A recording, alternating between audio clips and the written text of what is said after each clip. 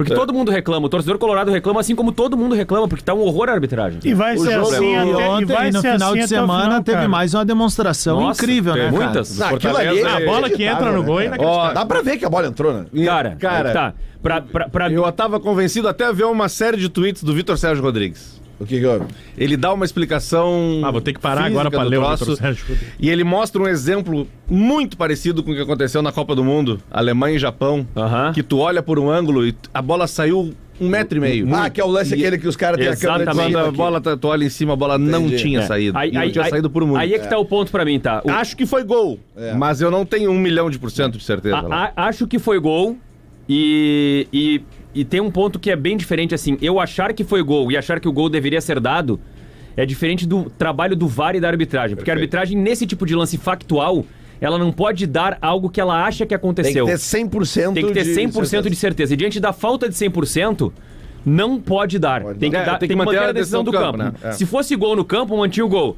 Se não fosse gol no campo, como aconteceu, não dá o gol. É que esse é um lance que revolta o torcedor. Mas aí o ponto do debate, o centro do debate não tá exatamente em foi ou não foi, teria que dar ou teria que não dar. O ponto do debate é por que a câmera na linha não é capaz de ter uma resolução para mostrar que a bola entrou ou não entrou. Por que a iluminação do estádio é uma bosta?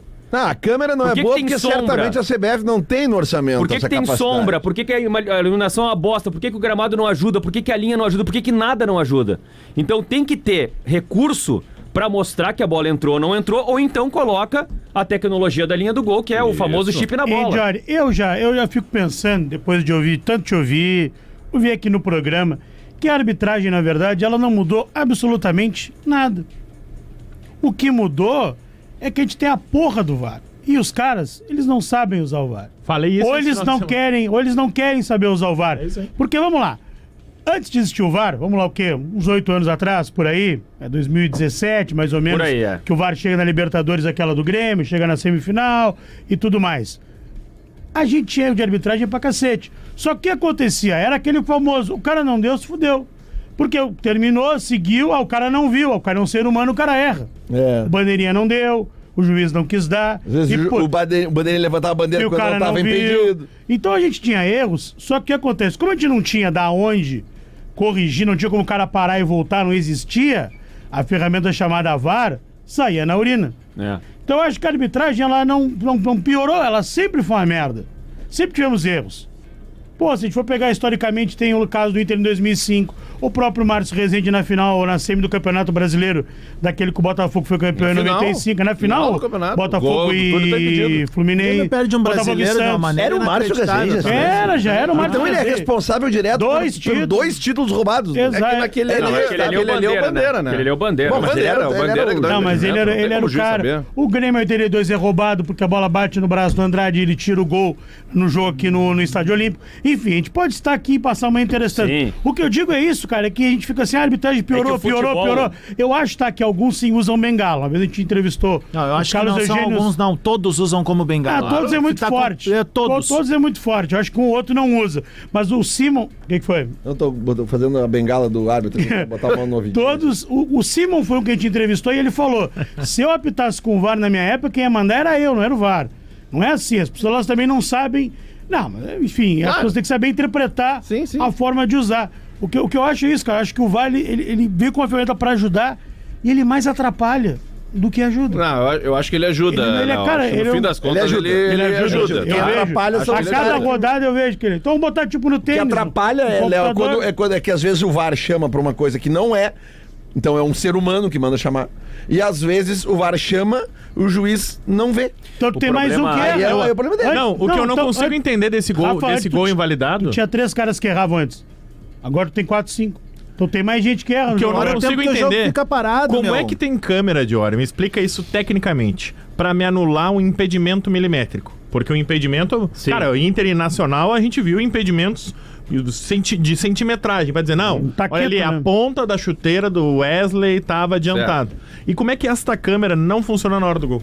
É porque na hora do gol tu não pode traçar as linhas do impedimento. Por quê? Porque não dá pra fazer uma linha de impedimento. A linha da defesa é a linha do gol e a linha da bola é a segunda linha. Porque é um protocolo. Tu não consegue precisar, por aquela imagem ali, o ponto exato onde termina a linha do gol pra botar no ponto exato onde termina a curvatura da bola. E com o jogador a gente consegue? Com o jogador consegue, porque tem um corpo projetado e tu consegue pegar o ponto da inclinação ali pra, tem uma coisa principal que a trave encobre, né? Exatamente. Tu não enxerga o... Tu parte do princípio que se passou da trave é gol. Isso, exatamente. Mas tinha que botar um guiso na bola, botar tipo gol show. A bola entrou, faz um barulhão. Isso. Que é o negócio do relógio do árbitro. Pra mim o problema... Que tem que ser isso, que pronto, saiu o gol, pum, barulho, música. Mas aí sabe o que vai acontecer? Vai acabar a bateria do relógio do árbitro. Tá bom. Pra mim o problema é mais... Mas, Jory, eu não tava vendo o jogo, eu quero saber o seguinte, o lance do gol, o VAR não precisa chamar o árbitro, né? Não. Porque, na realidade, é uma decisão do VAR. É factual. Foi o que aconteceu na Libertadores, no jogo que estava acontecendo... Agora foi do Fortaleza. O cara bateu o Caramanga. O cara bate, a bola bate no chão e sai, o jogo segue e dá uns 10 segundos e o juiz apita pro meio. Por quê? Porque avisaram ele lá de cima. Porque no factual, nesse lance esse tipo de lance é factual. Nesse lance aí do Fortaleza, é 100% certo que a bola entrou. Então não tem por que o árbitro ir no monitor pra ver algo óbvio. Tá. Algo claro e óbvio. Sim. Então ele recebe o primeiro replay tu já vê. Na hora do lance eu tava vendo o jogo. Esse lance aí, como não tinha a clareza... Aí é até uma questão de passar pro jogo, porque assim, se o VAR não tem a clareza e ele toma a decisão de manter a decisão do campo, ele tá tomando a decisão com base em algo que ele não tá conseguindo ter 100% de certeza. Então ele chama o árbitro pra dizer assim, olha, eu não tô conseguindo, tu consegue? Sim. Olha, eu também não tô conseguindo, também não consigo ter 100% com essas imagens. E a partir disso eles tomam uma decisão, demorada, é verdade, mas tomam a decisão. Não vi se mas pra mim, vídeo ainda. O áudio do VAR não cheguei a ver. Tu não podia confiar na palavra do cara do VAR e agilizar o processo? Poderia, mas eu acho que ficaria ruim, sabe por quê? Porque assim, se o VAR toma essa decisão e não chama o árbitro, ficaria aquela ideia de que o VAR tomou a decisão e poderia ter usado o recurso de chamar o árbitro pra ver e não chamou. E por que na Europa a gente tem às vezes lances que são muito mais rápidos que não são tem a tecnologia da linha do gol. Aí não, eu digo que não é sempre que o cara vai lá ver também. Ah, não. Não, mas meu carro é que 300 vezes. Aqui o cara vai e fica 12 dias parado. Esse lance nos principais campeonatos europeus ia apitar no juiz. Na final da Copa do Rei, na final da Copa do Rei teve 2 pênaltis não marcados e que o VAR cagou pro lance. Cagou pro lance. Se fosse aqui, era uma crise. O lance do pênalti reclamado pelo Barcelona, que é um carrinho do Valverde que a bola bate no braço dele. Se é aqui no Grenal, nós tava até 2027 falando. Tava até agora ao vivo na Gaúcha. Nossa senhora. Os caras estavam com faixa aqui na frente da RBS. Mas era recorde de acesso de GZH. Exatamente. Mas isso à parte, tá? Que foi um detalhe do jogo. Braço de Valverde. Quase que mudou o time do Inter. Só não vai mudar porque me parece que o Borré se machucou, né? Teve uma lesão, não foi só um desconforto e ele saiu. Porque o Roger tem feito isso. Quem tá bem joga. O Valência vinha melhor do que o Borré, começou a jogar. O Valência não tava jogando bem, mas o Borré não vinha justificando. Vou tirar esse cara porque ele tá mal, porque o outro também não tava tão bem.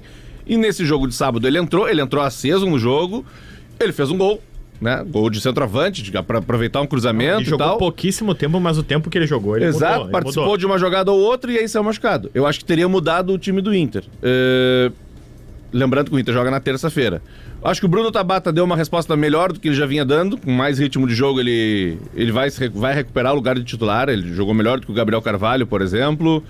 O Vitinho, mais uma vez, eu acho que toda vez que o Vitinho entra no segundo tempo, ele entra melhor do que ele jogando. É isso aí. Ele parece, não é um demérito, mas ele parece um jogador de segundo tempo. E o Inter fez a vitória sem um dos principais jogadores de bola aérea e de controle de jogo, que é o Fernando. O Inter descansou o Fernando do jogo, deve descansar ele de novo amanhã contra o Maracanã. E o Ronaldo deu muito boa resposta. Eu gostei também. Eu tava curioso pra ver ele num jogo da Série A, ainda que tenha sido um time do Gauchão, né? Mas ele deu muito boa resposta. Sabe o que prejudica o Ronaldo? A comparação com o Fernando. Mas era o que não tivesse o Fernando ali. E a última notícia que tem sobre esse jogo, pra gente continuar o debate, é que jogou o Natan. Pela primeira vez ele foi titular do Inter no Campeonato Brasileiro. E ele fez uma partida bem razoável, tá? Foi um final de semana que os Natãs foram bem. É boa essa. Mas eu gostei. No Grêmio Pescador, cara. Eu gostei do narrador do Premier. O gol da vitória do Grêmio poderia ter saído de uma jogada que tava falando do Natan Nunes abrindo Pescador. Isso a gente vai falar no segundo bloco. Natan Nunes abrindo meus shows. Foi muito o narrador do Premier, nitidamente, ele não conhecia o jogador, o lateral direito Natan. Lá pela Santos ele fala, tá aí o Natan que é muito criticado pela torcida do Inter, eu fiquei parado. Não, ele é ignorado. Ele não joga. Como é que ele é criticado? Ou ele não conhece, ou ele conhece um bagulho que tu não sabe. Ou ele conhece muito bem. E aí nos dois... Não, é que ele era muito criticado pela torcida do Santos. E aí ele quis ajudar no... E quando o Santos estava na parte do rebaixamento, encontraram ele... acompanhando a noite, aquela coisa assim, cara, sereninho. Em 2 grupos eu vi a mesma comparação. E eu comecei a rir porque eu achei o Natan lateral, ele me lembrou o Patrick Choco. Lembra do Patrick? Sim. Ele é meio dando bundada, meio no corpo. Tu não entendia como ele passava pelos caras, mas ele passava. O Natan tem uns 2, 3 lances assim de corpo, que ele dá um bundaço assim, vai. Eu gostei dele. O contrato dele vai até o meio do ano, daí vai ter que decidir se vai renovar ou não vai renovar. Ou contrata outro ou renova, né? Porque senão não dá pra ficar sem ele. Não, precisa ter. Inclusive, acho que ele tem que jogar de novo agora na terça-feira, aí já que ficou um baita tempo sem jogar, não dá pra dizer que tá... Tá, contra o Maracanã tem que colocar, né? Desculpa, ainda mais que tem o time da Série B, então tem que botar ele de novo pra jogar. E... Não, quem não jogar contra o Maracanã que não vem jogando, contratar. Libera. O passado libera, se o cara não joga contra o Maracanã. Tweet Retro. Tweet Retro é um oferecimento de Olina para se sentir leve e sempre disposto. Solufix, referência em fixação e vedação. Siga nas redes sociais @Solufix Profissional e consórcio Clube do Milhão Banrisul. Contemple seu futuro. O homem é uma máquina de trocadilhos quando vem a bola nas costas. Hoje até começou queridinho, não falou nada, falou de corrida e tal. Mas, durante a jornada, ele também dá seu show. E aqui temos um momento em que Jory Vasconcelos leva um pouco do espírito do Bola nas Costas para dentro da jornada da Rádio Gaúcha. E agora? Ações de treinadores. O Gustavo Quinteiros já foi, eu já tô até vendo o Cuca indo, né? Depois dessa derrota pro Mirassol. Pois é, Jory. Mano Menezes pelo Fluminense, Pedro Caixinha no Santos, Gustavo Quinteiros no Grêmio. Pô, o cara já tá Tá louco pra fazer essa... Cara, como é que o Bertolsano não riu, velho? Cara, depois a gente chamou o intervalo e riu, né? Mas, cara, o cara já tá 7 horas no ar, né? E aí, cara, temos que... Sábado de noite, né? Inclusive, nesse jogo... Não, tem um dia legal pro Cuca aí no sábado de noite. Cara. Esse jogo aí que o Jory tá falando, do Atlético Mineiro com o Mirassol... Buscou, né? Cara, o Mirassol tem um lateral esquerdo muito bom. Cara, é goleador, meu. Dá pra contratar, cara, né? É muito bom, meu. Cara, o cara bate bem na bola. Nós estamos bem. Cobrador de mas falta, o co-irmão talvez precise. Cobrador de escanteio, fazedor de gols. Goleador do campeonato. Vou te falar que se tem que abrir o olho com ele, né? uma das poucas boas novidades no Grêmio, né? Agora é o Marlon, lateral esquerdo aí, acho que... Foi serinho. Mas a gente vai falar mais sobre isso na volta do intervalo. Eu tô com uma impressão, você lembra que a gente brincou que veio aquele tweet maravilhoso, que era o cara dizendo, o Mano Menezes entendendo como é mais difícil o Grêmio se defender hoje. Eu acho que o Mano tá tentando emular a Batalha dos Aflitos, rodada a rodada, porque numa é Gemerson, aí o Gemerson vai lá e ainda faz o gol, né? E aí ele resgata, ele ressurge do nada, Natan Pescador. Cara, eu vou deixar bem claro, tá? Eu não gostei que ele jogou, mas tu pode ser louco, mas não pode ser cego. Não, ele jogou mais que o Cristal. Ele jogou... Não, e ele jogou mais forte, do que... Essa é forte. Ele jogou mais do que várias partidas que ele jogou pelo Grêmio. Não, foi talvez os melhores minutos dele. Ele nunca jogou pelo Grêmio? Mas cara, ele toma uma bola do cara, aí ele sai correndo, e aí é muito bom que ele fica meio assim, ó. Ai, será que eu faço gol ou não? Será que eu chuto no gol? Aí ele pega e chuta no gol. E o goleiro defende, aí dá um rebote. Aí sobe a bola, cai no pé do Aravena na pequena área. Ela vem toda torta que o Aravena faz, bota pra fora. Era a bola do jogo, era pra ganhar de 2-1. O Cristian Oliveira também perdeu um gol ali também numa... Que era o 2x0, né? Era o 2x0, Aí matava a coruja. Mas não. Cara, mas também teve... Mas que falha do Thiago Volpe, né? O Volpe também, parece que goleiro falha, parecia aqueles goleiro gordo de colégio. Senhora falha. Senhora falha. Dentro da área tu não pode, velho. Então tu junta o cara e faz um pênalti. Mas ia ser legal se o Grêmio ganhasse de 1x0 com o gol do Gerson. Eu gostaria de ouvir o bola. Começa... Eu juro comemorar os 3 pontos, mas com vergonha na cara. Mas que isso? Começa aqui. Ele é um atleta do time. Eu vou ser sincero, tá? Nós perdemos um monte de tweet retrô com esse empate do Grêmio. Se vocês tivessem ganho com o gol do Gemerson, ia ser só isso o programa inteiro. Tinha um áudio do Adams já. Começa o seguinte. De todos vocês. Não precisava ter feito a falta que fez o Serrote, né? Foi bem no jogo e tudo, mas... Falta totalmente trouxa. De gurizão. Não ia acontecer nada na jogada. Sério, aí faz a falta. Sincera pra vocês não acham que o Serrote joga muito deitado, cara? Cara, ele o dá tempo uma todo lenha, dá carrinho. dá uma O lenha, tempo todo, Eu cara. gosto muito dele com a bola no pé. Deitar não corta, né? Eu gosto muito precisa dele com tomar a... uma maracujina antes de entrar em campo pra gosto dar uma muito- baixada, assim. Eu gosto muito dele com a bola no pé, assim, acho que ele tem bons fundamentos, bons recursos, cara, mas eu acho que tá na hora, principalmente o Mano e o Filipão, agora chegar nele no ouvido. Cara, olha só, às vezes menos é mais. Isso. Não. Sabe? Tipo, É deixar de muito ser o carrinho, serrote da rede é social, muito. Ele foi o craque do jogo, né? de ler menos rede social, vai ser importante pro futuro dele, cara, isso, pra ele achar um equilíbrio. Ele é bom lateral, numa função que a gente passa anos dizendo, pô, o clube que descobre um lateral tem que se agarrar com as duas mãos e principalmente, até falando de seleção brasileira, a dificuldade que tem de formar novos laterais. Ah, tá dizendo que o Serrote vai ser lateral de seleção? Já é da base ali, tudo certo. Mas ele tem recurso e fundamento pra ser um bom jogador, cara. O Grêmio formou um lateral de seleção recentemente, que é o Wanderson. Eu ia falar justamente isso. E acabou não tendo sequência no Grêmio porque foi vendido, mas porque o Grêmio tava numa fase desgraçada. Mas é possível formar lateral. Claro que é. O Wanderson é a prova disso. Possível e necessário.